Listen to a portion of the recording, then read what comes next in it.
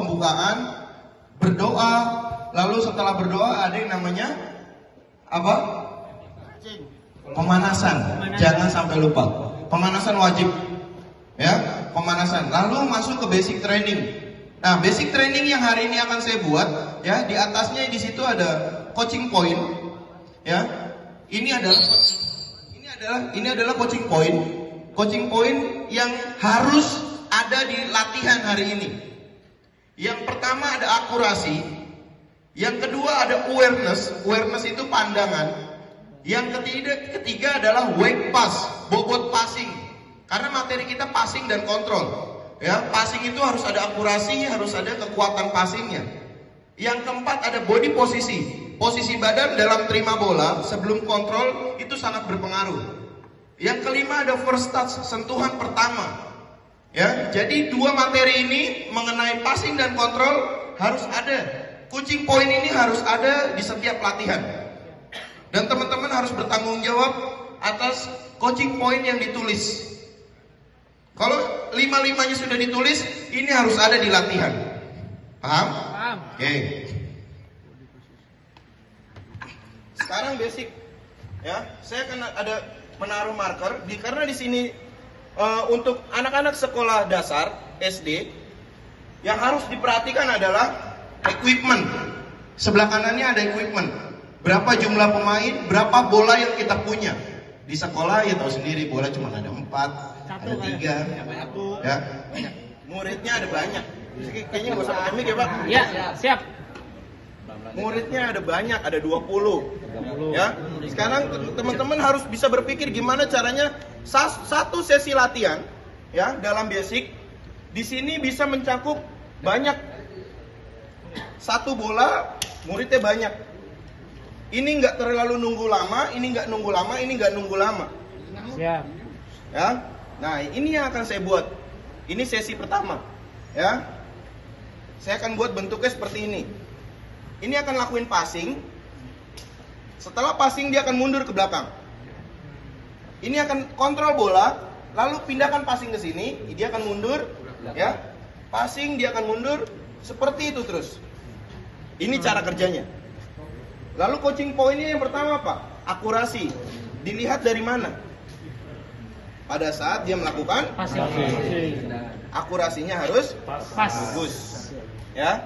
Lalu apa lagi? Awareness, pandangan. Ya. Sebelum dia melakukan impact bola, dia sudah harus tahu posisi temannya. Ya. Lalu apa lagi? Bobot passing. Berapa persen kekuatan passingnya? Kalau jaraknya kira-kira 5 meter, kalau passingnya 100%, kira-kira apa yang terjadi? Lewat. Kontrolnya tidak akan bagus atau bolanya akan keluar. Berarti kira-kira berapa persen? Nah ini disesuaikan dengan jarak. Berarti bobot passingnya sudah ada. Lalu yang terakhir adalah first touch, sentuhan pertama. Begitu ini passing, sentuhan pertamanya, karena ini akan berpengaruh pada kontrol. Ya. Satu bentuk latihan, 5 coaching point sudah ada. Paham? Itu yang nggak boleh dihilangin. Gimana? Teman-teman harus kreatif. Buat model latihan yang coaching pointnya harus ada semua. Ya, jangan sampai ini dribbling. Padahal di situ nggak ada materi dribbling. Contoh misalkan, ya, atau ini di shooting bolanya. Padahal nggak ada materi shooting. Ya, ketika di kursus teman-teman buat seperti itu. Pilot gagal. Kenapa? Tidak sesuai dengan topik. Oke, saya lanjut. Ya, ini bentuk latihan yang pertama. Lalu teman-teman bisa memodifikasi tingkat kesulitannya. Ini kan terlalu mudah, cuman passing muter-muter aja. Tingkat kesulitannya dinaikin dengan apa? Jumlah sentuhan dulu. Anak SD kalau langsung dikasih lawan, wah pasti akan rumit. Jumlah sentuhan. Cuman dikasih 2 kali sentuhan, bola sudah harus pindah. Ini passing. Gimana caranya sentuhan pertama bolanya sudah harus menghadap sana. Sentuhan kedua dia sudah harus passing. Ya, tingkat kesulitannya bertambah. Lalu dinaikin lagi. Ya, dengan variasi latihan. Passing, support. Yang ini harus satu sentuhan. Back pass, yang ini passing ke sini. Harus melewati dua antara nih, bola di antara dua marker. Di sini. Tingkat kesulitannya bertambah. Ini untuk sekelas anak SD ya. Ya. Ini untuk anak SD. Ya, ini sudah cukup.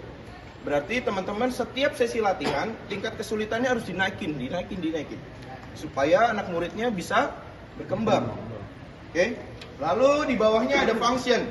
Saya akan buat bentuknya 3.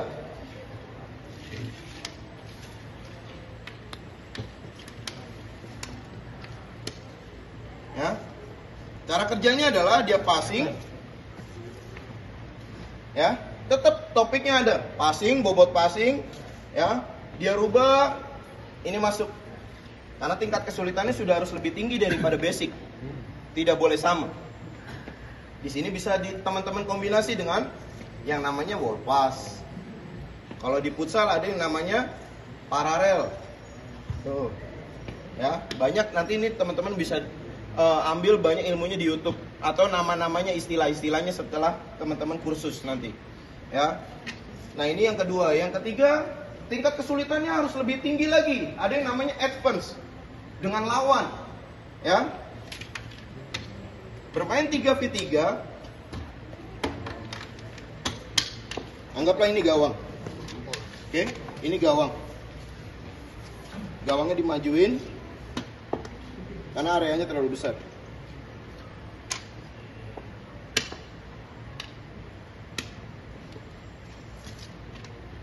Ini advance yang teman-teman bisa buat. 3v3 tambah 2 orang. Jadi jumlahnya 5 lawan 3. Ya, kemungkinan ini tingkat kesulitannya jauh lebih sulit. Ya. Bang, ini kita ada permasalahan di sini. Permasalahannya apa?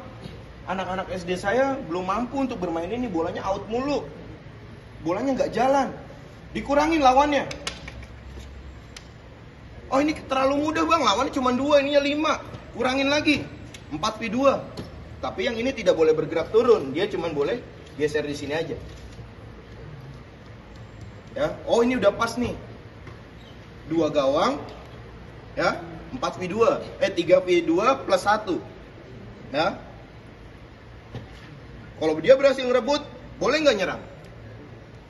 Boleh nggak kira-kira? Boleh. Ya, ya, boleh menyerang karena apa?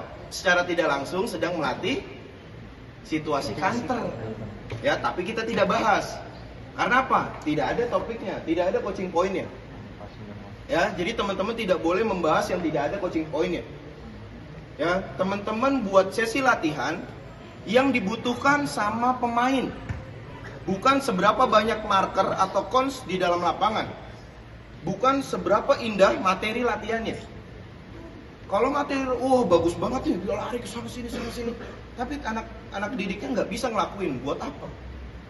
Ya, sekarang kita buat sesi latihan yang sederhana, cuman passing muter, tapi pemain teman-teman bisa berkembang di situ.